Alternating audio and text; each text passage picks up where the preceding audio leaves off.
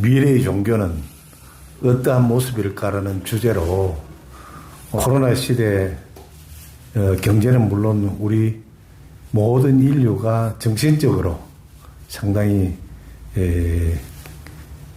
어려움을 겪고 있는데 훌륭한 분들을 모시고 고견을 듣고 이 시대에 슬기롭게 대처해 나가는 방법을 찾고자 합니다.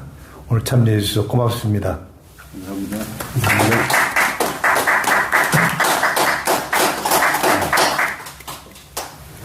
반갑습니다. 미래의 종교학자는 제가 아니라서 예측을 하기는 상당히 어려운 분야입니다만은 여러분들 잘 아시다시피 우리가 살고 있는 이 시대는 이 당대를 살아가는 우리들은 호모사피엔스 이래로 아마 인류 역사상 가장 고도로 발달한 문명사회, 하이테크 시대에 살고 있지 않나 이렇게 생각을 합니다. 이런 문명사회가 안고 있는 종교 문제는 종교보다도 오히려 문화의 효용성이 강한 시대이기 때문에 이미 이 시대는 종교로서의 역할을 이미 마감하지 않았나 미리서 결론을 내린다면 이런 생각을 합니다. 특히 종교 서양에서 이야기하는 종교의 개념하고 우리 천태학파에서 이야기하는 5가지 진리 요체 중에 종과 교를 뽑아서 일본 사람들이 릴리존을 번역할 때에 종교라고 번역을 했을 뿐이지 그 종교의 개념은 전적으로 다릅니다. 이 동양적인 종교의 개념은 철학적인 요소가 강하다고 저는 생각을 합니다. 대국을 여행해보면 그 사람들은 영어로 그래. 릴리존이 뭐냐? 너는 릴리존이 뭐냐? 네 종교가 뭐냐? 이게 신중심 사회에서 묻는 질문이거든요. 그래서 서구 사회의 신중심 사회, 신권위주 사회에서 쓰는 종교의 개념하고 불교에서 쓰는 천태학파에서 이야기하는 우리 모든 중생들이 최고의 가치를 추구하는 그런 대단히 좀 종교적인 것보다도 좀 철학적인 요소가 강하다. 이렇게 미리서 정의를 내릴 수가 있지 않겠나 이렇게 생각을 합니다. 그리고 특히 잘 아시다시피 서구 유럽이 패스트균이 14세기에서 16세기, 15세기 정도 제가 알기로는 패스트균이 만연한 시대가 있었습니다. 패스트균이 일설에 의하면 몽고군이 침입을 해서 거의 학살을 합니다. 근데 여성과 기술자만 학살을 안 한다고 그래요. 그래서 성을 공격하는데 사람을 많이 죽여서 시체를 성으로 집어 던져서 그것이 이제 쥐들이 우글우글하고 치울 수가 없으니까 패스트균이 창궐을 해서 유럽 인구가 한 3분의 1은 패스트균에 의해서 죽게 되는 사태를 맞이합니다. 그때 성당이죠. 성당에 가서 이 사람들이 기도를 합니다. 하나님께. 이렇게 패스트균이 만연해서 우리 아버지가, 우리 엄마가, 우리 형제가 죽어가는데 갈 수도 없습니다. 땅 파고 묻어요. 그리고 집을 폐쇄합니다. 이 절박한 상황에서 교회에 가면, 성당에 가면은 하나님이 나서줄 거다. 그래서 기도를 합니다. 이게 코바리스 그러잖아요. 우리 좀 구원해달라고. 어떻게 하는 이야기입니까? 그래서 이제 아무리 기도를 해도 자기들이 믿었던 하나님이 구원을 해주지 않습니다. 응답이 없어요. 기도에 대해서. 그래서 이 사람들이 굉장히 실망을 하고 그 당시에 패스트균 때문에 물론 캐톨릭이 타락도 했지만은 르네상스 운동, 인문주의 운동이 일어나는 계기가 됐다고 그래요. 인문주의 운동이라는 건 신과 인과의 종속관계거든요. 릴리존 관계란 말이에요. 근데 그것을 신으로부터 어떤 해방을 이야기합니다. 인문주의 운동이라는 건 신은 저 하늘에 있고 응답이 없으니까 거기서 이제 신은 우리를 구원해주지 않는다. 그래서 거기서 프로테스탄트 운동이 일어나게 된 계기가 됐다고 합니다. 종교의 전성시대가 됐습니다. 지금까지 그런데 왜 그러면 종교적 전성시가 됐느냐? 이제 학자들은 두 가지 이유를 보고 있습니다. 하나는 근대화로 인해서 이제 그 기존의 관념과 기존의 믿음, 그다음에 기존의 관습, 전통적인 거 이런 거 전부 없어지지 않습니까? 근대화가 됨으로써 파괴하고 그러니까 종교가 이제 전통을 가장 많이 보호하고 있으니까 그런 기존 전통과 그런데 이제 매몰돼서 그런데 많이 의존하던 사람들이 전부 종교를 믿고 있으니까 그래서 종교의 반작용이 일어났다 이거죠. 우리가 가만히 있으면은 모든 과거의 귀중한 관습이 다 없어지겠다. 그래서 종교의 반작용이 하나 있었고요. 반격이죠. 종교의 반격이 있었고 자연히 또 하나는 과거에는 종교가 크게 힘을 못 발휘했는데 이제 근대화가 되면서 그렇게 물적 기반을 갖추게 됐어요. 이제는 우리 근대화 세력뿐이 아니라 종교 세력도 물적 자원을 갖추게 됐어요. 신도들이 돈 주고 그러니까 막 가다 주고 그러니까 그런 걸로 이제 경제적 기반도 마련해가지고 그걸 가지고 종교를 확장할 수 있는 상당히 중요한 그 계기가 됐다. 이제 그렇게 평가를 그동안에 했습니다. 그래서 종교가 이제 많이 번창을 해서 우리나라도 불교, 기독교 그런 옛날에는 상당히 적었지 않습니까? 불교만 해도 굉장히 해방 전까지는 불교 인구의 몇 %밖에 안 됐어요. 그런데 불교가 이제 다시 나타나고 이제 다시 또 대중하고 교류하고 특히 이제 불교 비구 종단이 이제 개혁하면서 사람들의 인심을 많이 끌어가지고 이제 불교가 굉장히 많이 성숙했죠. 사실 오늘 요새는 우리가 이걸 갖다 이제 당연하게 생각하지만은 옛날에는 그 통계를 보면은 해방 전에는 종교 인구 중에서 특히 불교 인구가 상당히 몇 %밖에 안 됐습니다. 그런 것이 엄청나게 커졌지 않습니까? 이것은 우리나라뿐이 아니라 다른 제3세계에서도 그렇게 이제 근대화가 관습과 종교와 함께 관습을 파괴하니까 거기에 대한 반적으로 나타났고 또 종교도 이제는 물질적 기반을 갖추었기 때문에 그래서 점점 종교가 커졌다. 이제 이래서 21세기까지 왔는데 21세기 이제 우리가 이렇게 이제 중반은 아니지만은 좀 들어서면서 이제 이 코로나 사태 같이 나타나서 종교가 이제 다시 이게 이제 존립의 위기를 갖게 됐다고 생각을 합니다.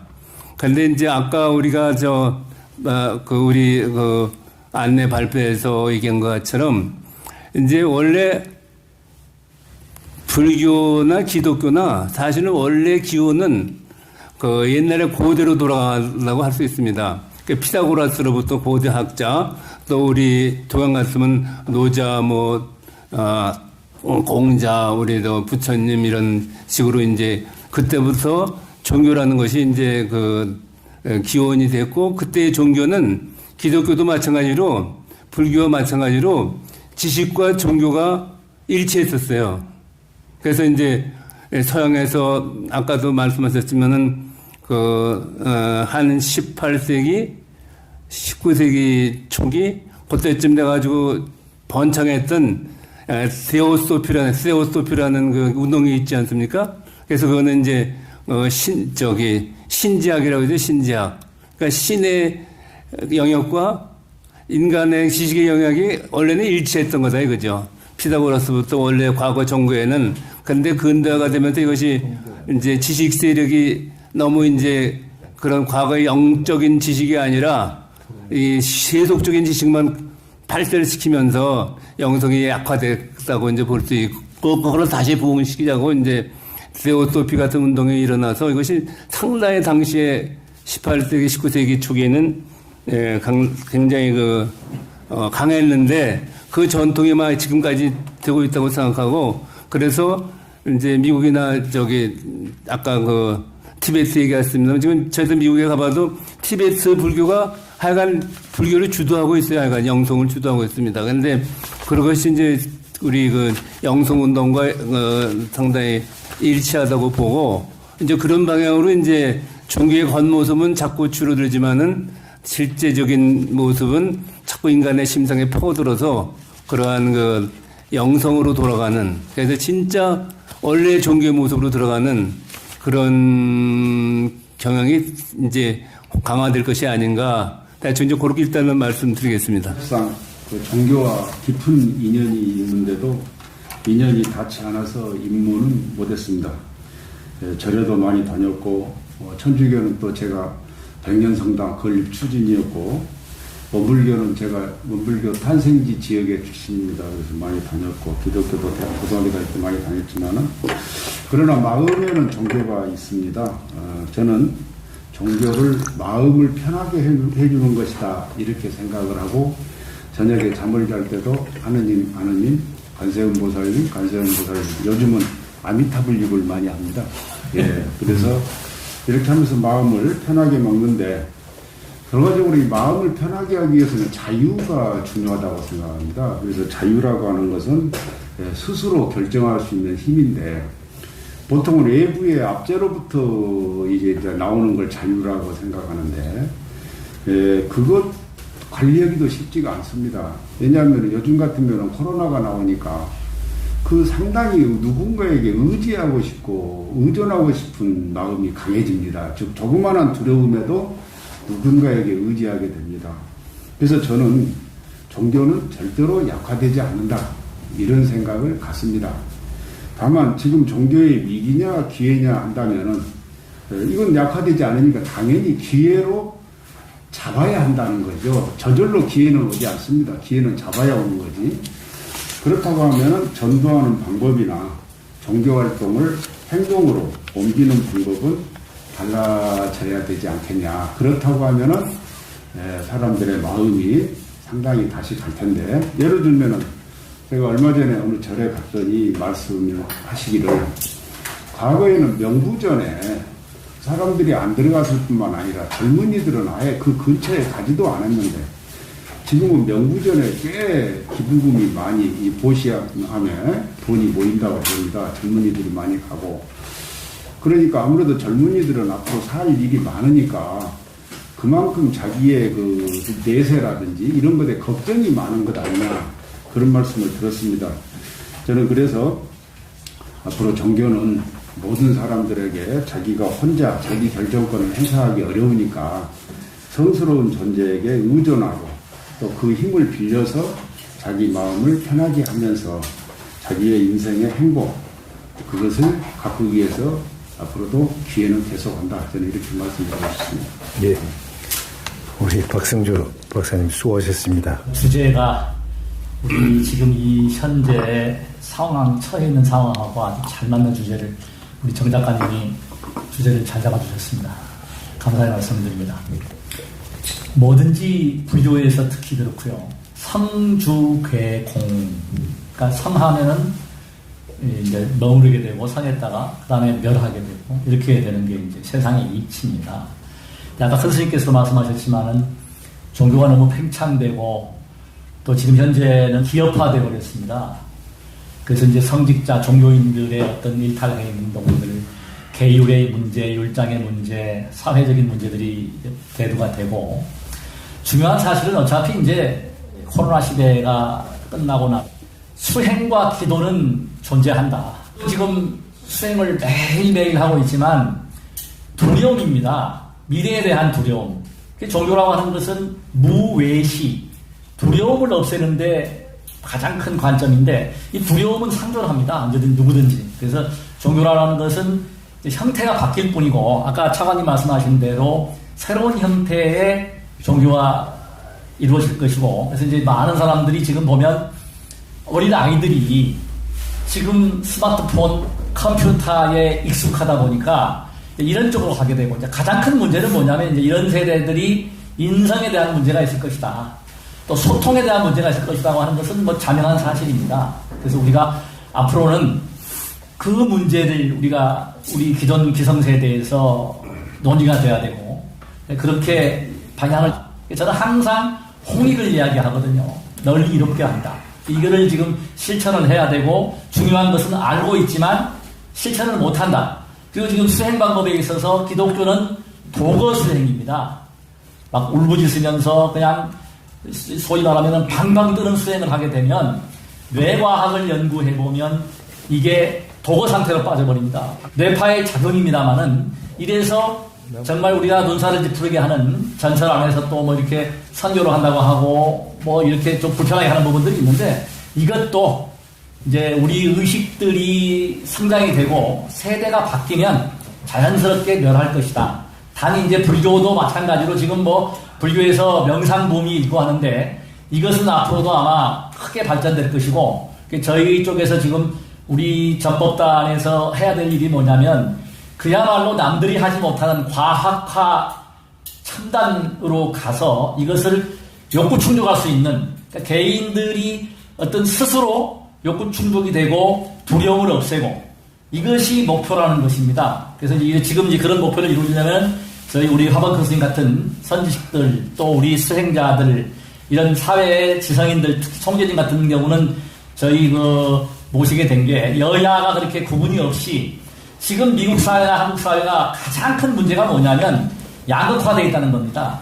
정말 큰일입니다. 극좌, 극우 그냥 이거 정말 이런 식으로 가다가는 문제가 올 것이다. 그래서 종교인들이 사실은 이거를 막고 화평해야 되는데 이게 오히려 부추기는 경향이 있습니다. 종교인들이. 그래서 이런 것들은 아마 시간이 지나면 자연스럽게 그게 정리가 되고 우리 이 시청자 여러분께서 수준이 올라간다고 하면 그런 종교인들은 아마 도태되지 않겠느냐 그런 차원에서 제가 짧은 인사의 말씀을 드렸습니다.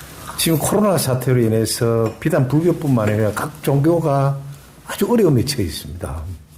뭐 다른 종교 얘기는 제가 하지 않겠습니다만은 이제 그런 상황에서 이제 우리 불교가 앞으로 국민들에게 가까이 다가가기 위해서는 이제 지금 종래에 대면 사찰 중심으로 대면 이제 포교는 아무래도 이 코로나로 인해서 지장을 받을 것이다. 또 그렇지 않아도 지금 젊은 사람들이 사찰 같은 데 안 가는데 이 SNS 전법단을 통해서 화평TV를 통해서 좀 그들하고 접할 기회. 요즘은 코로나 시대에 이제 비대면이 이제 주류니까 집에서 자기가 이 TV를 통해서 SNS를 통해서 불교 가까워질 수 있는 길을 마련해 주자. 그런 측면에서 오늘 아마 이 토론회가 마련된 걸로 알고 있습니다. 그런 측면에서 제가 이제 앞으로 좀 그런 측면에서 해주시면 너무 깊이 들어가 버리면 복잡합니다. 복잡하고 이해도 힘들고요.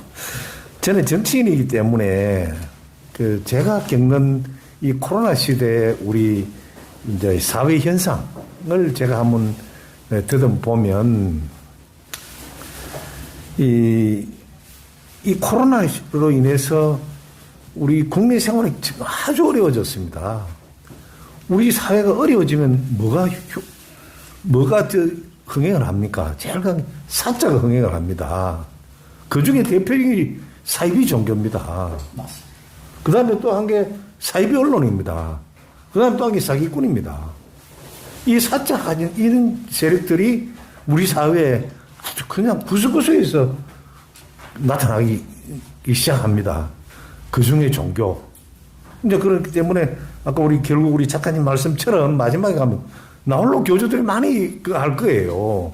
지금 현재도 보면 사회 현상이 어떤 종교를 보면 아직 역사가 짧은 주택가에 종교시설을 가지고 있는 단체들은 이 세를 마련 못 해가지고 굉장히 어려움을 겪는 그런 종교 단체들도 굉장히 많이 있습니다.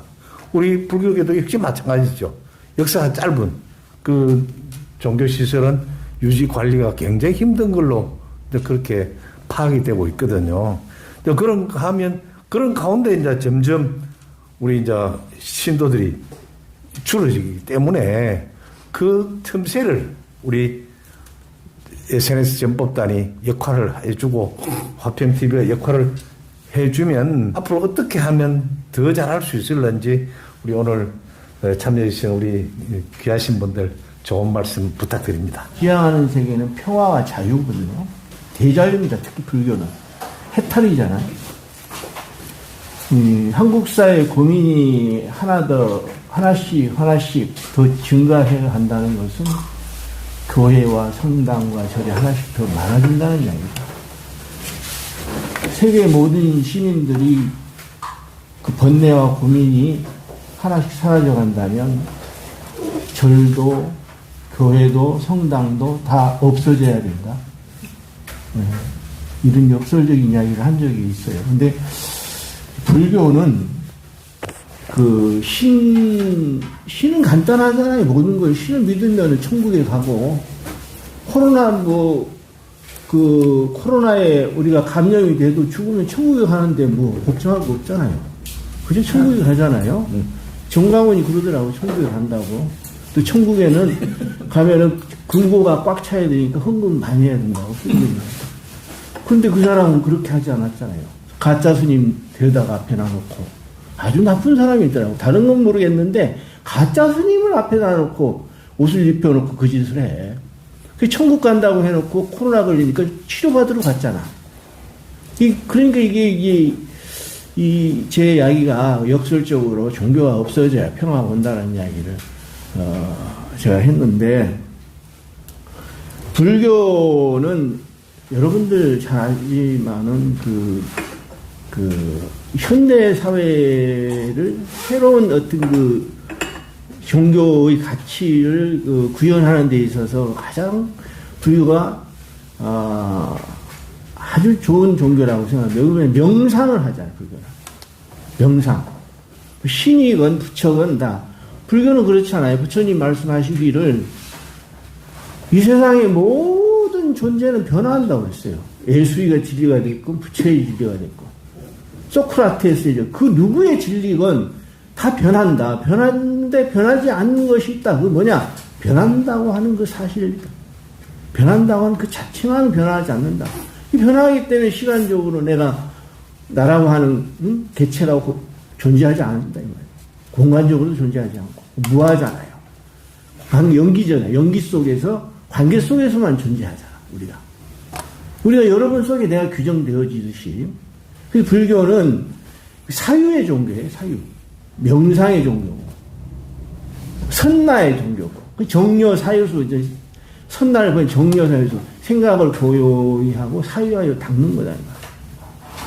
자기 내면 세계를 뭐 부처가 됐든 영성이 됐든 그것이 뭐 원각이 됐든 불성이 됐든 자기 내면 세계를 들여다보는 그런 사유, 명상의 종교이기 때문에 이것이 오늘날 여러분들 아까 패스트균 이야기했지만은 홀로코스트 시대에 유대인이 600만이 학살되잖아요.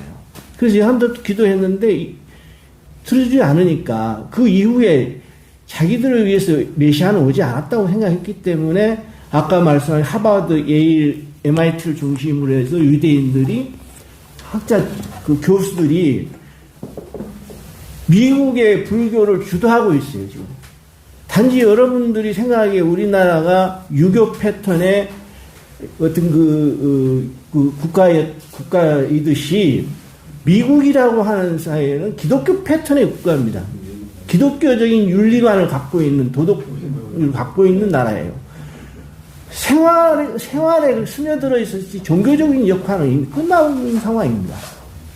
그래서 불교가 대안이라고 내세운 게 이 유대인들이 머리가 좋아서 먼저 선전한 게 아니라 아무리 홀로코스트에 기도를 해도 안 되기 때문에 응답이 없기 때문에 구원해주지 않기 때문에 다음엔 내 차례인데 거기서 우리를 구원해줄 메시아는 아직 오지 않았다. 그래서 찾은 게 뭐냐 해답을 불교예요.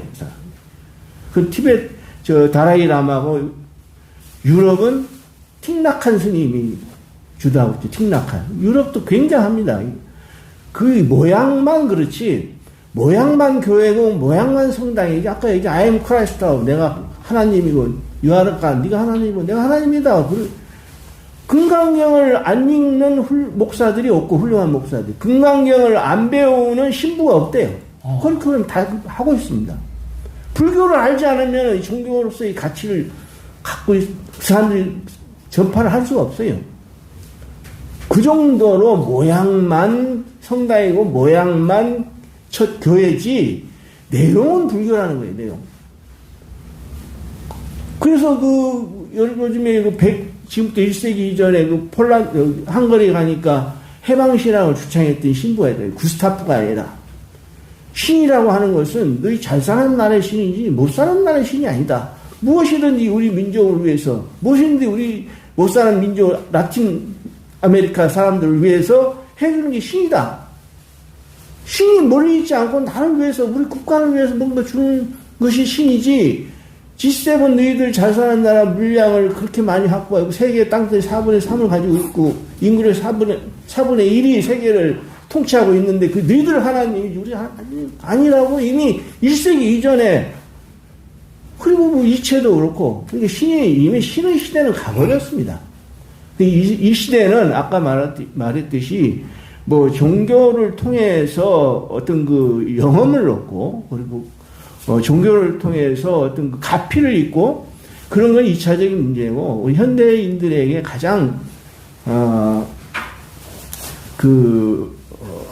먹혀 들어가는 것은 내가 볼 때는 불교의 명상이다. 명상만이 해답이다. 명상은 나를 알아채리는 거잖아요. 나를 알아채리는 거예요. 거짓 나가 진화를 알아채리는 게 아니냐.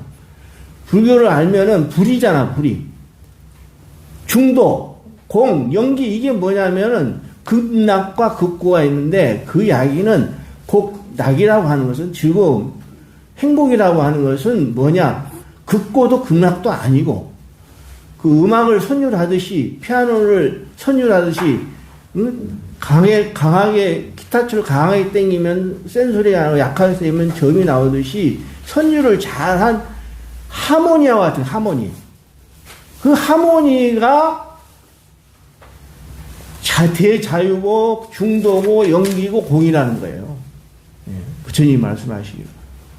그러니까 부처님도 인도 사회가 카스트 제도로 그 계급이 분화되어 있는 사회에 태어나서 부처님께서 말씀하신 이 세상이 태어나기 이전에 기천이 정해진 게 아니고 태어나서 그가 어떻게 사느냐에 서 귀하게 천하게 된다고 해야지.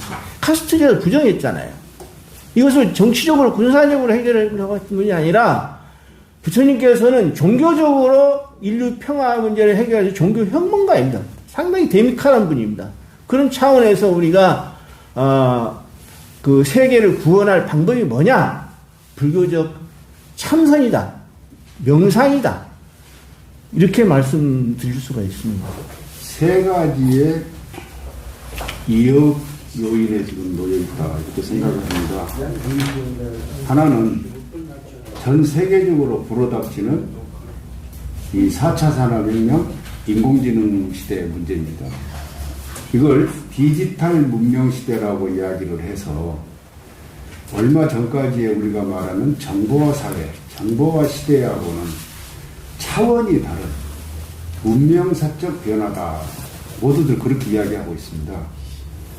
그러니까 현재 앞으로 10년 안에 현재 직업의 65%가 없어지기 때문에 지금 초등학생은 새로운 직업을 찾아야 됩니다. 그럼 어떤 직업이 없어진다고 돼 있느냐? 머리가 좋아서 암기를 잘하는 직업, 분석을 잘하는 직업, 논리적으로 말하는 직업, 이게 없어진다는 겁니다. 그런 직업들이 우리가 보통 말하는 이 사자가 붙은 직업들입니다. 변호사, 전문 직업인, 의사, 교사. 근데 이런 직업의 특징이 있습니다. 그 직업은 인공지능이 가장 잘하는 일이다.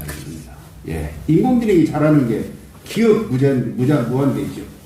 분석 무한대죠. 논리전개, 이건 아예 알고리즘이 그렇죠.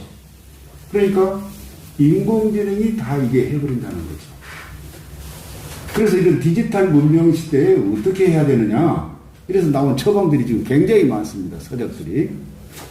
그 중에 대표적으로 이제 성균관대학교 최재분 교수라는 사람이 쓴 체인지 9, 9가지를 바꿔라 하는 게 지금 서울을 비롯해서 전국적으로 열풍인데, 거기 9가지 중에서 4가지가 마음에 관한 겁니다. 4가지가 휴머니티, 정을 줘야 된다. 정을 가져야 된다. 그 다음에 다이버시티, 사람이 다양성을 가져야 된다. 그 다음에 레질리언스, 실패했을 때 좌절해서 떨어지지 말고 다시 회복하는 마음을 가져야 된다. 그리고 마지막이 뭐냐면 진정성을 가져야 된다. 적당히 과장해갖고 나 이런 사람인데 오면 안 된다. 왜? 그만큼 사회가 디지털로 빠르게 변하기 때문에 한번 딱 되면은 바로 아웃된다. 이런 이야기예요. 그래서 성공과 성장의 기본 전제가 이제는 다르다. 그래서 생각의 표준을 바꾸라 이런 이야기를 했고요. 두 번째는 코로나로 인한 겁니다. 그래서 코로나는 디지털 문명을 빨리 우리한테 정착시키는 데 도움을 줬습니다.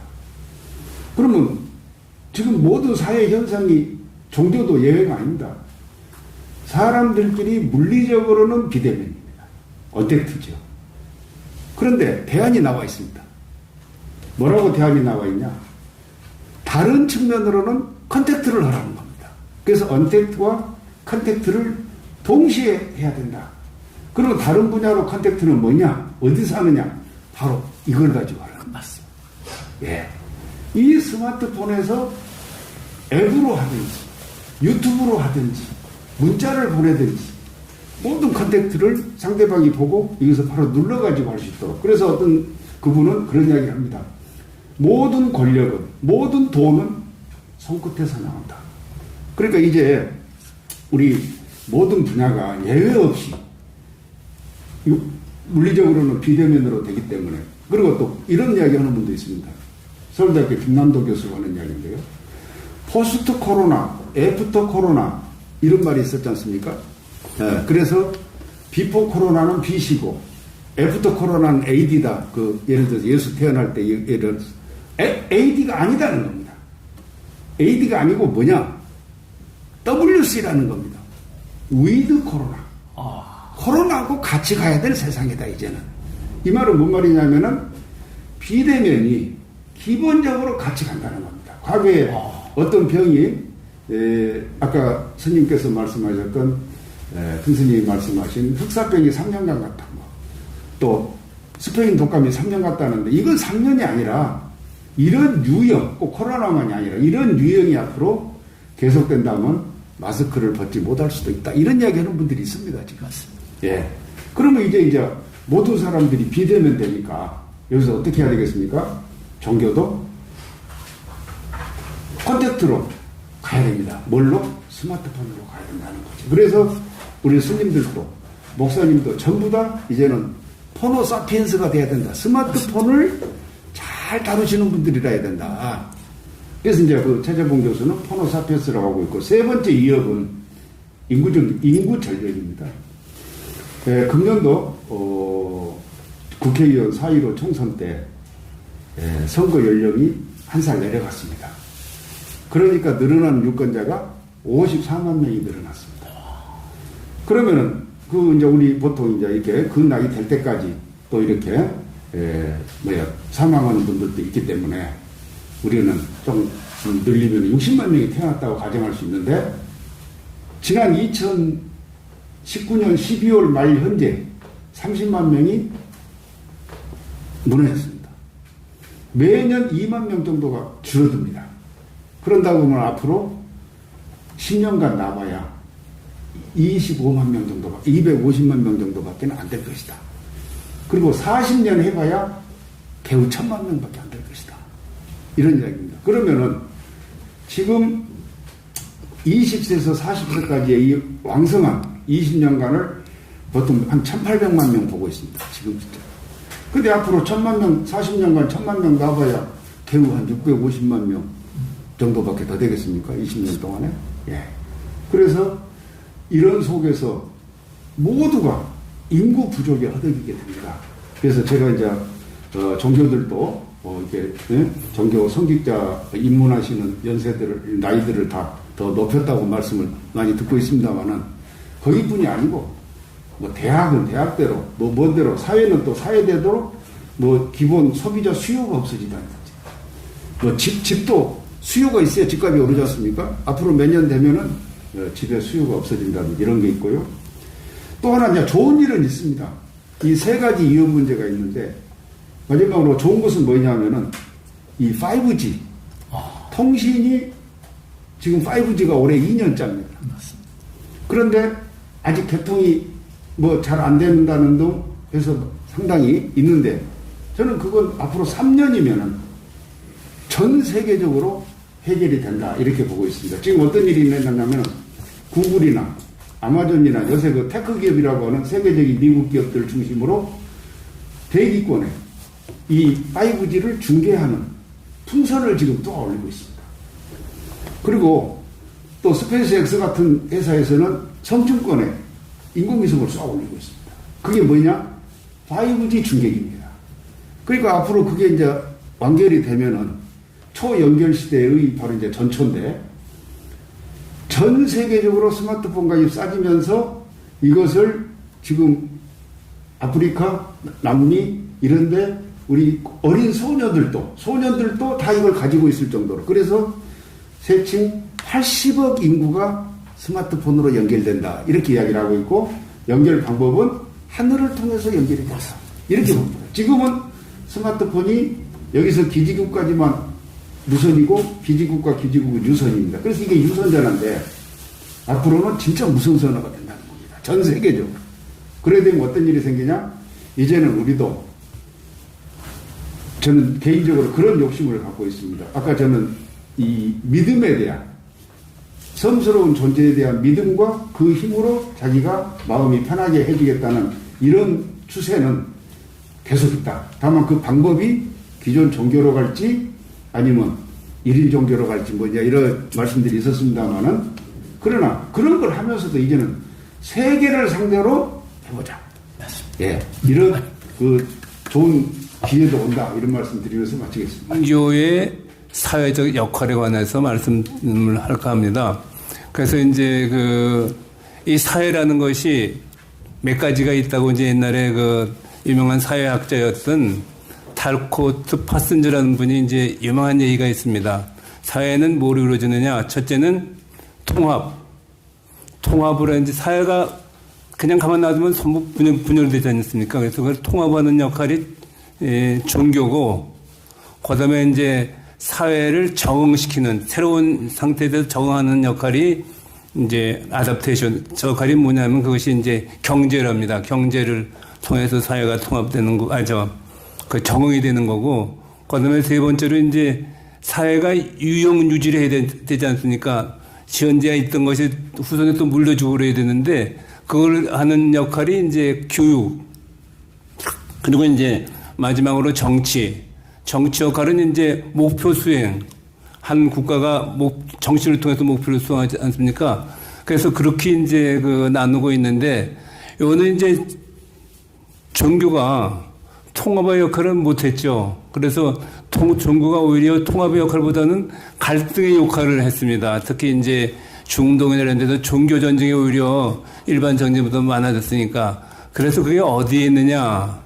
저는 그 두 가지 역할이 있다고 봅니다. 첫째는 종교 교리에서 그 투쟁적인 교육을 가진 종교들이 여러 있습니다. 이슬람이나 또 전통적 기독교 나오는 그 종교에서 너의 하느님 외에는 딴 신을 믿지 말라 또는 다른 종교를 믿는 사람은 사탄으로 규정한다든가 그런 교리 자체에 상당히 전투적인 교리가 있어서 통합의 역할을 못했다. 그리고 오히려 갈등의 역할을 했다 하는 거 있고요.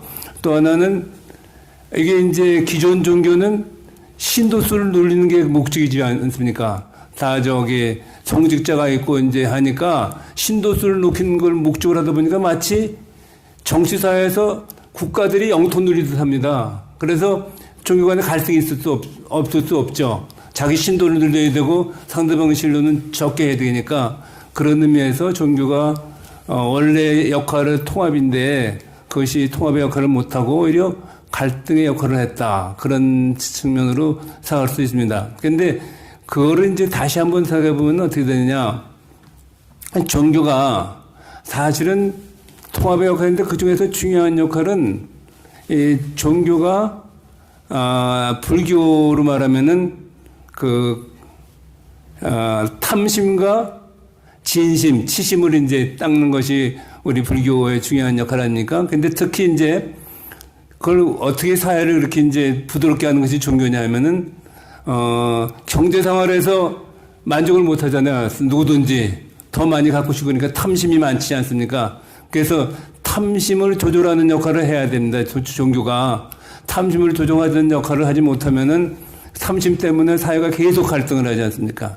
그래서 탐심을 조정하는 역할을 해야 되고, 그 다음에 또 정치를 하다 보면은 정치 사회에서 계속 불공평이 나오죠. 정치와 법률을 적용할 때 전부 자기 편에서 하려고 그러고, 요새는 무슨, 법까지도 정치적으로 운영을 하는 경우가 많지 않습니까? 그래서 그런 정치 상황으로서 오는 불공평. 거기서 나오는 것은 뭡니까? 거기서 나오는 것은 진심입니다. 성내는 마음. 그래서 현실 사회에 불만을 갖게 되고 그것이 대규모화돼가지고 이제 분쟁이 일어나고 그러는데 그런 걸 조절하는 것은 종교밖에 없다 이거죠. 근데 종교 중에서도 우리 불교는 이제 우리가 잘 알고 있듯이 탐진치 삼독을 제거하는 것이 불교의 상당히 큰 역할이라고 할 수 있는데 그래서 불교가 제대로 작동을 하고 종교가 제대로 작동하면은 이 사회에 그런 정치로 인해서 사람들이 온갖 그 분심, 그런 마음이 많이 생기는데 그걸 조절해 주는 것이 이제 불교의 한심인명의 철학, 통합의 역할을 할 수가 있다고 그렇게 봅니다. 그래서 뭐 그런 말씀을 우선 드리겠습니다. 부탁을 드리겠습니다. 구독과 좋아요는 저희 화평TV가 앞으로 추구하는 것은 첫째는 자기 몸과의 화평입니다. 건강해야 합니다. 절대로 정신이 육체를 지배할 수가 없습니다. 그건 제가 20년 동안 수행을 통해서 얻은 체득한 경험입니다. 그 첫째는 건강해서 저희는 지금 약사열애불 기도를 앞으로도 건강을 바탕으로 해서 아까 우리 선생님 좋은 말씀하셨습니다. 정말 사기꾼이 너무나 많습니다. 20차원 이야기, 5차원 이야기, 온갖 거짓말을 하면서 이 종교인들이 사기꾼, 이 정말 가짜 사이비는 뭐냐면 돈을 요구하면 전부 사기꾼들입니다. 역경에 보면 경천지 위기지도요 중탁지물이라는 좋은 이야기가 있습니다. 하늘의 복을 쌓는 것은 그야말로 물질을 탐하지 않고 복되는 삶. 저희 화평TV가 저희 총재님을 중심으로 해서 특히 우리 엄영음 단장이 지금 오늘 참석을 못했는데 가장 저는 지금 엄영음 단장한테 기대를 하고 있습니다. 이것이 기독교나 불교나 이 자본주의 시장 경제가 침투를 해가지고 상당히 그 경제 논리에 빠져서 상품화되어 있거든요. 그때 이 수행자 정신이 상실한 시대에 살고 있습니다. 사실은 그렇게 생각하는데 저는 그 젊은 스님들한테 이런 말씀드려요. 절이라는 곳은 옛날에는 기도하고 우리가 그 수행하는 명상하는 공간이었지만은 우리가 살고 있는 시대는 기도하고 수행하는 공간이 아니라 모든 사람들이 와서 절에 오면 향기에 훈숙되듯이 절이라는 분위기 속에 그 사람들이 마음의 평화를 얻고 가는 명상센터가 돼야 되고 또 휴식 공간이 돼야 되고 아이들에게는 놀이 공간이 돼야 되고 또 청소년들에게 문화의 공간이 돼야 된다. 절이라고 하는 것이 선입견이 아이들이 무섭다 이러거든요. 사출항로부터 그런 것을 딱 불식시키기 위해서는 우리 이 승가가 먼저 마음의 문을 열고 그 사회를 원래 부처님이 명상만 하신 게 아니잖아요. 평생 49년을 인도 전역을 돌아다니면서 포교를 하셨잖아요. 전법을 하셨잖아요. 마지막까지 우르벨라 숲에 가서 전법을 하셨잖아요. 그러니까 그런 전법 정신이 좀 살아있고 또 젊은 그 스님들뿐만 아니라 젊은 부자들이 그런 걸 또 요구도 좀 하고 그래서 우리 다 같이 그런 그 수행 공동체가 아니라 문화 공동체 또 어떤 마음의 평화를 얻어가는 명상 공동체, 놀이 공간 이걸 좀 같이 만들어갔으면 좋지 않겠나. 네. 그러니까 우리 절에 재화를 시주하는 것은 절이 그런 공간으로 만들기 위해서 하는 것이지 특정한 스님들을 위해서 재화를 시주하는 게 아니거든요. 절에 계속 건물만 확장하고 내실은 없고 그 난 관리만 힘든단 말이에요. 관리는 신도들이 다 알아서 할 거예요. 스님들 수행만 잘하면. 스님들은 무소유, 여러분들은 소유. 그래서 이제 스님들이 절은 소유하되 스님은 소유하지 말아야 돼. 청정성이 담보돼야 그런 공간을 만들 수 있다고 생각합니다. 오늘 귀한 시간 할애해 주셔서 우리 화평TV SNS 접법단의 그 발전을 위해서 귀하신 말씀 해주신 모든 분들께 다시 한번 감사의 말씀을 드립니다. 앞으로 여러분들의 그 사랑 속에 화평TV는 무럭무럭 자라날 것이고 그와 더불어 우리 사회에 불교가 더 확산되고 자리 잡는 역할을 할 것이라 확신합니다. 오늘 있기까지 애써주신 모든 분들께 다시 한번 감사드립니다. 성불하십시오.